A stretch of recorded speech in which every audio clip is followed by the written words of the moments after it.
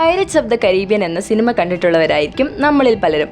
ആ സിനിമ കണ്ടിട്ടുള്ളവർക്കെല്ലാം തന്നെ വളരെ സുപരിചിതമായ ഒരു പേരാണ് ക്രാക്കൺ എന്നത്. വളരെ ലെജൻഡറി ആയിട്ടുള്ള ഒരു സീ മോൺസ്റ്ററാണ് ഇത്.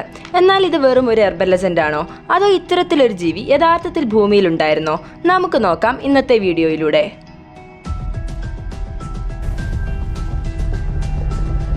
Release the Kraken! നോർഡിക് നാടോടി കഥകൾ അനുസരിച്ച് നോർവേക്കും ഐസ്ലൻഡിലും ഇടയിലായാണ് ക്രാക്കനെ കാണാൻ സാധിക്കുന്നത്.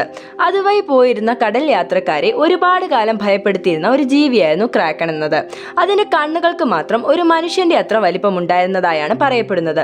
കണക്കുകൾ അനുസരിച്ച് ഏകദേശം 10 കപ്പലുകളുടെ നീളം, അതായത് 1.5 മൈലായിരുന്നു ഒരു ക്രാക്കന്റെ നീളം എന്ന് പറയുന്നത്.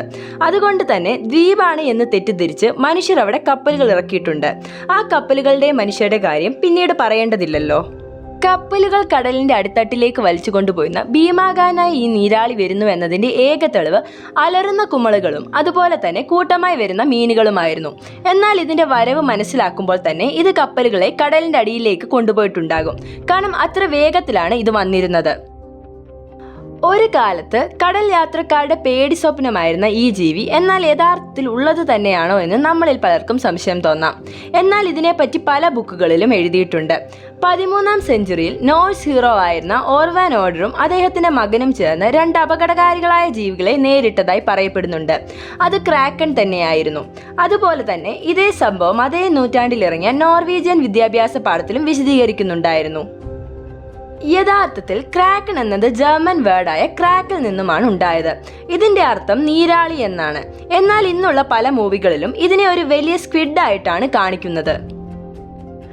കടലിന്റെ അടിത്തട്ടിൽ ആയിരക്കണക്കിന് വർഷം ജീവിക്കാനുള്ള കഴിവ് ഈ ജീവികൾക്കുണ്ട് എന്നാണ് നോർവീജിയക്കാർ വിശ്വസിക്കുന്നത്. കടലിന്റെ അടിത്തട്ടിൽ എവിടെയെങ്കിലും ഇതിപ്പോഴും ഉണ്ടോ എന്ന് നമുക്കറിയില്ല. കാരണം കടലിന്റെ വെറും 5% മാത്രമാണ് മനുഷ്യർ ഇതുവരെ എക്സ്പ്ലോർ ചെയ്തിട്ടുള്ളത്. ബാക്കി 95% എവിടെയെങ്കിലും ഇങ്ങനെ ഒരു ജീവിയുണ്ടോ എന്നത് നിഗൂഢമാണ്. ഈ വീഡിയോ ഇഷ്ടപ്പെട്ടാൽ ലൈക്ക് ചെയ്യാനും ഇതുപോലെയുള്ള കൂടുതൽ വീഡിയോകൾക്കായി ചാനൽ സബ്സ്ക്രൈബ് ചെയ്യാനും മറക്കരുത്.